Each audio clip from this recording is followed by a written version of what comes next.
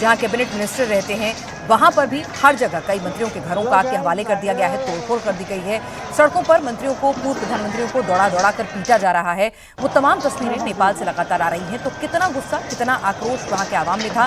नेपाल की अगर आबादी की बात करें तो 50% से ज्यादा आबादी जो है वो जेन जी में आती है। 7 से 24 साल की उनकी उम्र है। तो इतनी बड़ी तादाद में यूथ जो है सोशली कनेक्ट होकर इस पूरे आंदोलन को अंजाम दे रहा था।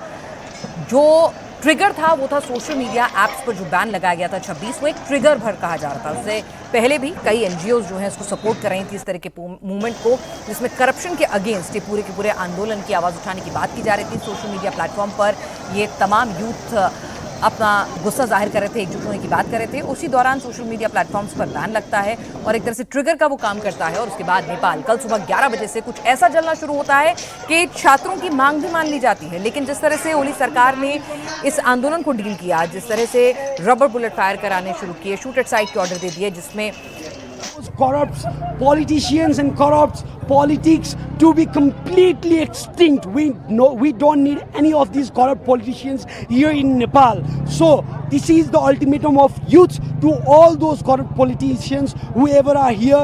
All these corrupt politicians should surrender to the law of the nation, and they should be given punishment as hard as they could suffer.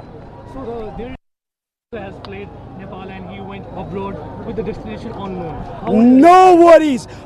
Our Nepali has been all around the world. We have listened that he has flew to Dubai. No worries. There are a lot of Nepalese people in Dubai. They will find him even if he dig and even if he get inside the hole or borrow the hole for himself. If he hide in the bunker, no worries. Our Nepalese will find him and he should pay for all this that has happened here. किस कदर है, आक्रोश किस कदर है। वो कह रहे हैं कि ओली भले ही दुबई भाग गए हों, लेकिन वहां पर भी नेपाली रहते हैं, ढूंढ ढूंढ कर वो हिसाब लेंगे, वो बदला लेंगे। तो गुस्सा, आक्रोश, और वहां पर देखिए किस तरह से जश्न का माहौल है। तमाम युवा सड़कों पर उतर रहे हैं, नाच गा रहे हैं, वीडियोस बना रहे हैं। लगातार वहां से आप देखिए प्रदर्शनकारी, कहीं से भी उन्हें मलाल नहीं है कि इस तरह से उन्होंने अपने ही देश की संपत्ति को कितना नुकसान पहुंचा दिया। ये जिंजी लोग का देश है, ये नेता लोग सब भाग गया। ये नेता लोग काम चोर है, भ्रष्टाचारी है, और ये देश के लिए ये जिंजी ने 2 दिन में सब कुछ कर दिया।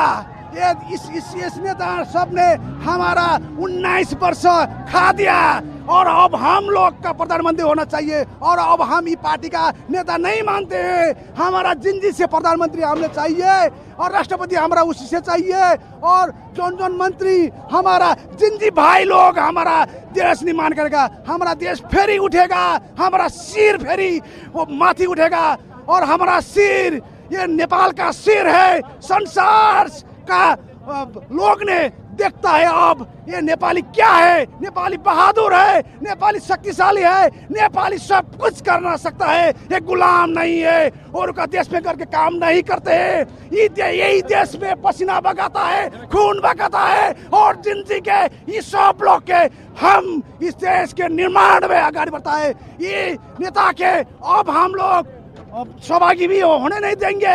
ये लोग का पार्टी भी हम नहीं मानते हैं। हमारा देश का पार्टी जिंजी पार्टी होता है, और उसमें हमारा भाई बहनी सब काम करता है। और अब स्टूडेंट का कल मार दिया गया, आप लोग देखिए 21-22, अब नंबर कितना है पता नहीं, 500 से जितना है सब इंजर्ड हुआ है। अब ये स्टूडेंट को ऐसे तरीके से मारेंगे तो कौन सा देश चलेगा। ये सब बहुत क्रूरल देश जैसा हो गया, क्रूरल शासन हो गया है। ये तो गोली का शासन ऐसा नहीं चलता है, कोई देश में ऐसा नहीं चलता है। ये एशिया में ऐसा कम्युनिस्ट शासन आता है, इतना छोटे देश में तो कैसे चलेगा।